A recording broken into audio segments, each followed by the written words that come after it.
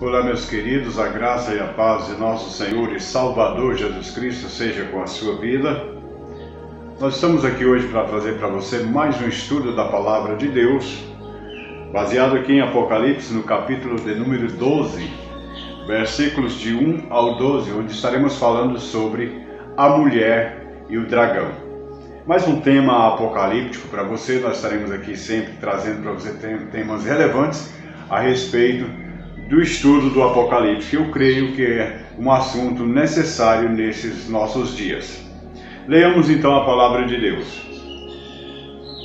E viu-se um grande sinal no céu, uma mulher vestida do sol, tendo a lua debaixo dos pés e uma coroa de 12 estrelas sobre a cabeça. E estava grávida e com dores de parto e gritava com ânsia de dar à luz. E viu-se outro sinal no céu, e eis que era um grande dragão vermelho, que tinha 7 cabeças e 10 chifres, e sobre as cabeças 7 diademas. E a sua cauda levou após si a terça parte das estrelas do céu, e lançou-as sobre a terra, e o dragão parou diante da mulher que havia de dar à luz, para que, dando ela à luz, lhe tragasse o filho. E deu à luz um filho varão, que há de reger todas as nações com vara de ferro, e o seu filho foi arrebatado para Deus e para o seu trono. E a mulher fugiu para o deserto, onde já tinha lugar preparado por Deus, para que ali fosse alimentado durante 1260 dias. E houve batalha no céu. Miguel e os seus anjos batalhavam contra o dragão, e batalhavam o dragão e os seus anjos, mas não prevaleceram, nem mais o seu lugar se achou nos céus. E foi precipitado o grande dragão, a antiga serpente, chamada o Diabo e Satanás, que engana todo o mundo. Ele foi precipitado na terra, e os seus anjos foram lançados com ele. E ouvi uma grande voz no céu que dizia: agora chegada está a salvação, e a força, e o reino do nosso Deus, e o poder do seu Cristo, porque já o acusador de nossos irmãos é derribado, o qual diante do nosso Deus os acusava de dia e de noite. E eles o venceram, e pelo sangue do Cordeiro e pela palavra do seu testemunho, e não amaram a sua vida até a morte. Pelo que, alegrai-vos, ó céus, e vós que neles habitais, ai dos que habitam na terra e no mar, porque o diabo desceu a vós e tem grande ira, sabendo que já tem pouco tempo. Vamos analisar então esta passagem, meus queridos, o capítulo 12 de Apocalipse, onde nós estamos vendo aqui a visão da mulher e do dragão no livro de Apocalipse. Aqui destaca o papel da nação de Israel. Existe uma profecia feita, e não é especificamente a um indivíduo, é a nação. A promessa do Cristo, ela foi feita a Abraão para cumprir nos seus descendentes, na nação de Israel, ou seja, e então não foi feita a promessa a Maria, no caso que muitos pensam que essa mulher representa Maria, embora Jesus, o Cristo, na pessoa de Jesus, o homem, foi gerado no ventre de Maria. A visão não se refere a Maria. Eva também não é a mulher vestida do sol, não é a mulher a quem essa profecia se refere, apesar de Deus ter dito que a semente da mulher esmagaria a cabeça da serpente, do dragão, da antiga serpente, e que colocaria essa inimizade entre a serpente e a mulher, entre a descendência do dragão e o descendente da mulher. Mesmo assim também não é Eva, conforme nós podemos ver em Gênesis, no capítulo 3, no versículo 15. Então, o povo de Israel é a razão mais evidente da grande tribulação.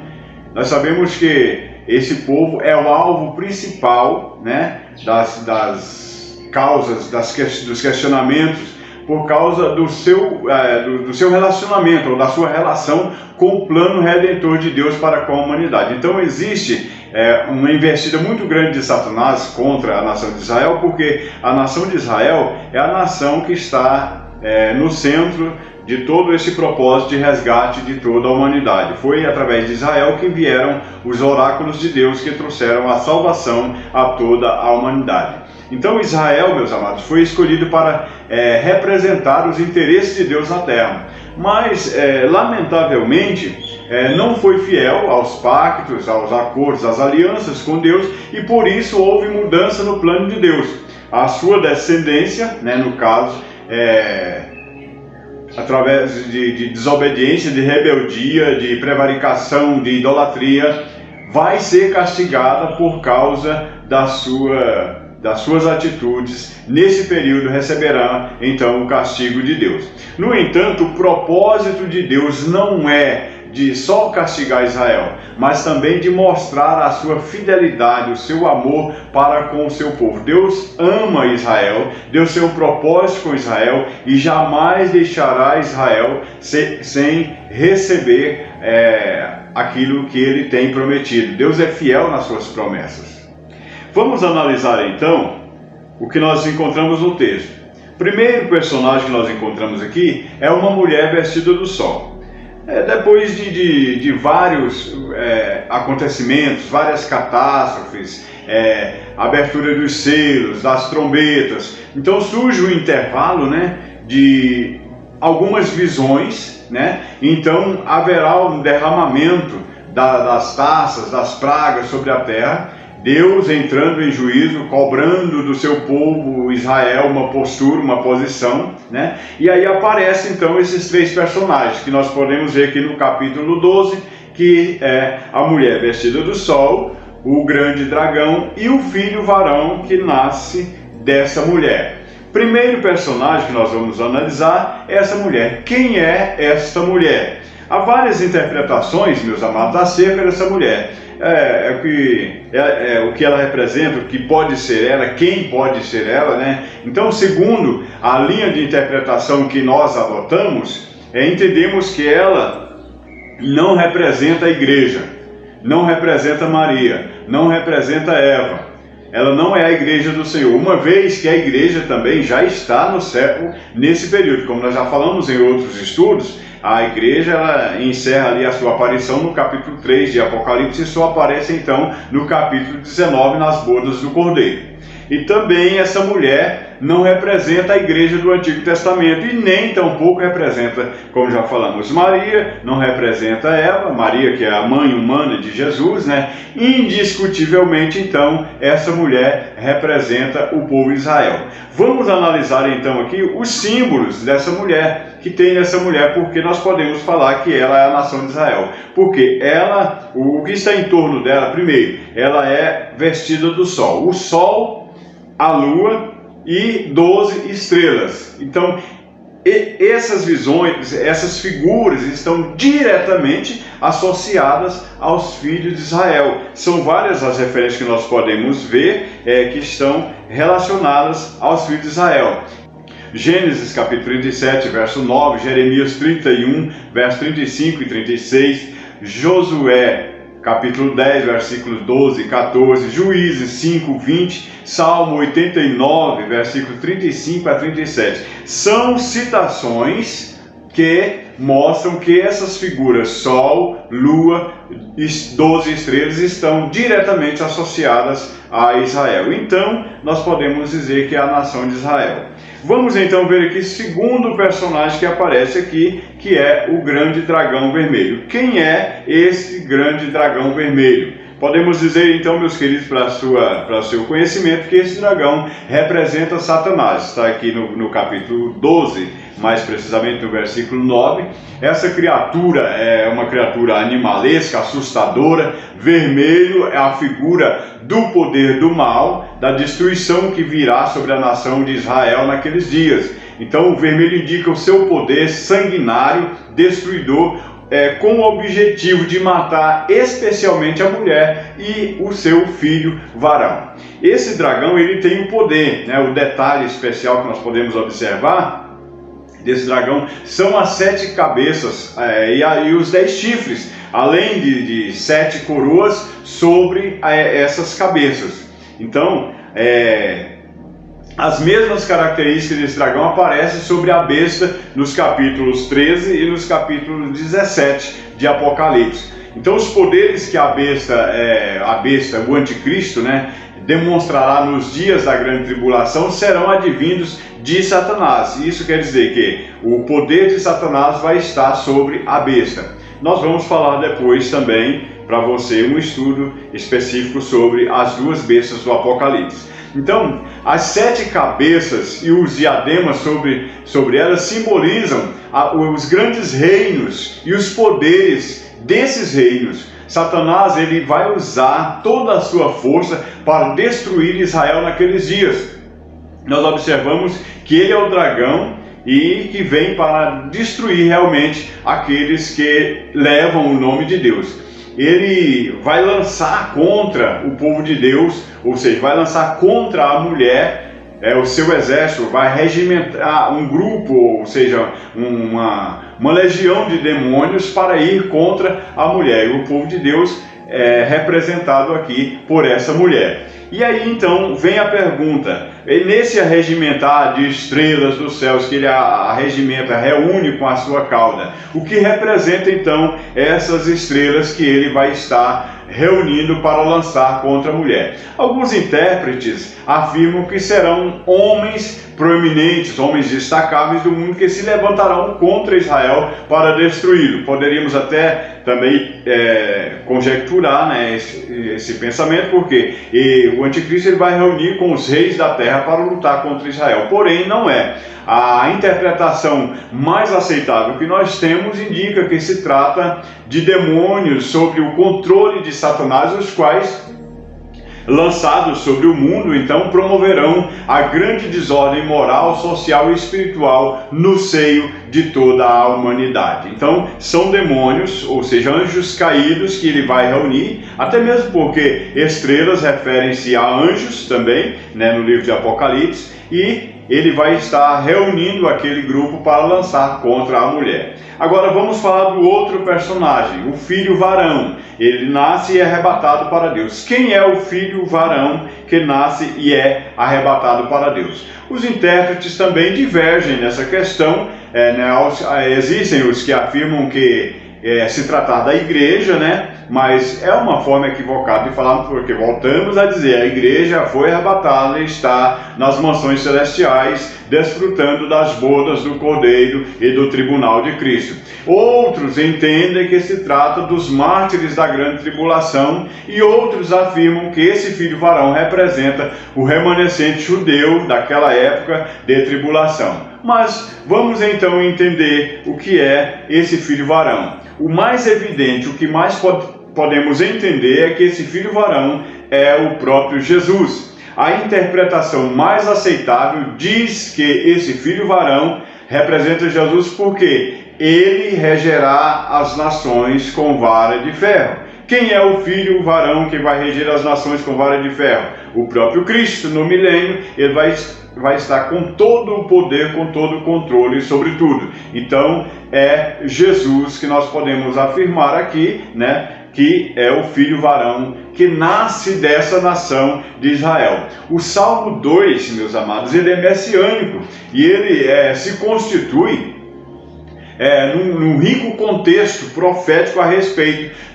do cumprimento dessa profecia de Apocalipse. Nós podemos observar que Israel representa a mulher, o filho varão representa Jesus, e ele nasceu de uma mulher israelita. Então, por isso, quando o texto diz que a mulher deu à luz um filho varão, ela está na realidade falando do nascimento humano de Jesus, do nascimento de Jesus dentro dessa nação, né, desse povo. Então, quando fala que o filho foi arrebatado para Deus e para o seu trono, refere-se à ascensão vitoriosa de Cristo depois da sua ressurreição, que no dia que ele foi assunto ao céu, diante ali dos 500 irmãos que estavam acompanhando ali o período dos 40 dias em que ele esteve aqui entre eles. Outra questão que vamos observar também é que há um paralelo entre Apocalipse 12 e Miqueias capítulo 5, que identifica a mulher como nação israelita. Miqueias 5:2, ele fala sobre o nascimento daquele que seria o Senhor em Israel, o Messias. No entanto, por causa da rejeição desse governante, Israel rejeitar esse governante na sua primeira vinda, a nação foi posta de lado, ou seja, foi colocada em um plano secundário. Então o texto de Miqueias capítulo 5 declara que os entregará e até o tempo em que está de parto tiver dado à luz, indicando, meus queridos, que a nação está com dores de parto até o tempo de dar à luz o filho. Também em Romanos, no capítulo 9, versículo 4 e 5, o apóstolo Paulo, ele fala dos israelitas e declara que Cristo veio de Israel segundo a carne. Então, nós entendemos aqui que vai haver realmente uma tentativa inútil do dragão lutar contra esse filho varão, porque ele veio para vencer. Então Satanás, o grande dragão vermelho, não conseguirá alcançar o filho varão, porque ele foi arrebatado para Deus, para o seu trono. Então o filho varão de Israel, arrebatado do poder de Satanás, um dia descerá com grande poder e glória, com o seu grande exército de anjos, com a sua igreja, sobre o Monte das Oliveiras, conforme nós já lemos em Zacarias, já citamos também, em Zacarias, no capítulo 14, versículos 1 ao 9, e então ele vai tomar as rédeas do governo mundial sobre o poder do diabo, o anticristo e o falso profeta. Vai colocar um fim, vai colocar um controle sobre isso. Então, na vinda poderosa desse filho, o anticristo, o falso profeta, serão lançados no lago de fogo. Então, no mesmo ímpeto da gloriosa vinda de Jesus, o filho varão, dessa mulher, o grande dragão, que é Satanás, será amarrado e lançado no poço do abismo por 1000 anos. Agora, nós encontramos outra questão importante aqui também, que fala no capítulo 12, versículo 6, sobre a mulher fugir para o deserto. O que é o deserto? E aqui nós podemos dizer para você que não se refere especificamente a um lugar geográfico, mas é uma linguagem metafórica, uma linguagem figurada. Nas terras do Oriente Médio, o deserto é um lugar mais apropriado para fugitivos, para se esconder, para se refugiar, Então a mulher representa a nação de Israel. Depois de perseguida pelo grande dragão vermelho, ela foge para um lugar de refúgio no deserto para escapar da fúria do dragão, de Satanás, ou seja, do diabo. Então esse refúgio da mulher tem um período específico, que nós podemos ver, está também no mesmo versículo 6 do capítulo 12, As pressões sobre Israel, elas serão enormes, serão terríveis naquele período, mas esse grupo fiel de judeus da nação de Israel vai encontrar refúgio por um período que cita a palavra de Deus, 1260 dias. Então, observando o calendário judaico, o ano de 360 dias, os 1260 dias equivale à metade da semana profética de Daniel, que está lá, Daniel no capítulo 9, que fala 70 semanas estarão terminadas sobre o teu povo Israel. Então, quando fala das 70 semanas de Daniel, aqui na grande tribulação será a 70ª semana de Daniel. E 1260 dias são exatamente a metade da semana, ou seja, 3 anos e meio. Essa mesma cifra de 1260 dias equivale a outras cifras também citadas, como 42 meses, ou um tempo, tempos e metade de um tempo. Então essa diferença de linguagem não muda o sentido real da profecia, porque a cifra é a mesma. E exatamente o período mais terrível que sobrevirá sobre a nação de Israel e sobre a terra. Então esse remanescente judeu, esse povo judeu, vai realmente ter esse privilégio de ter esse livramento de Deus. No período final da grande tribulação, esse remanescente judeu é constituído de israelitas fiéis do antigo pacto e que não se submeteram ao sistema do anticristo, que não se dobraram, que não adoraram a besta, que não aceitaram a sua marca, a besta que subiu do mar.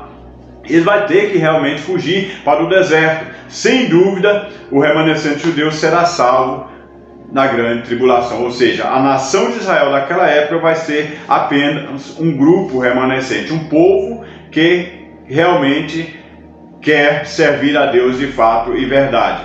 Então, meus amados irmãos, vai haver nesse período, nesse travar de luta do dragão contra essa mulher, contra a nação de Israel, contra esse povo judeu, essa perseguição, vai haver uma luta travada, uma luta espiritual, né? Uma luta espiritual com um grupo de pessoas materiais, que são esses que estão perseguindo a mulher, né? Vamos ver aqui que temos a citação de que no capítulo 12, versículo 7 a 9, fala que o arcanjo Miguel estaria lutando. Então, nessa batalha, os anjos de Deus, sob o comando do arcanjo Miguel, o protetor dos filhos de Israel, abate completamente os anjos caídos sob o comando de Satanás.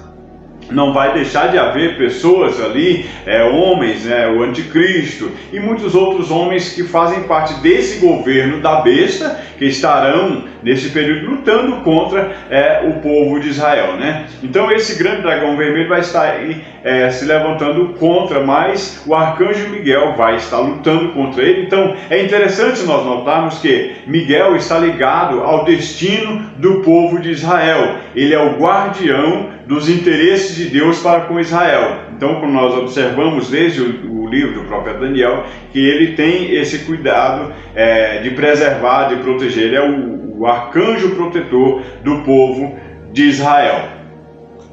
E nessa batalha nós vamos ver que o esforço de Satanás para neutralizar o plano vindicativo de Deus através dos anjos, em toda a história do mundo, especialmente quanto à nação de Israel, é um conflito sempre, que já existiu entre o bem e o mal. Então Satanás é o grande dragão vermelho que mais uma vez investe contra o poder de Deus representado pelo arcanjo Miguel e os seus anjos. Mas o dragão é derrotado, de uma forma, de uma vez por todas, podemos dizer, expulso do céu, sai dos seus domínios e o seu controle é desfeito, o seu poder é aniquilado. Então aí temos a vitória do bem contra o mal. Então nessa visão de João, o dragão quis devorar o filho varão da mulher, mas ele foi impedido por uma força maior, uma milícia superior à dele, Essa batalha indica que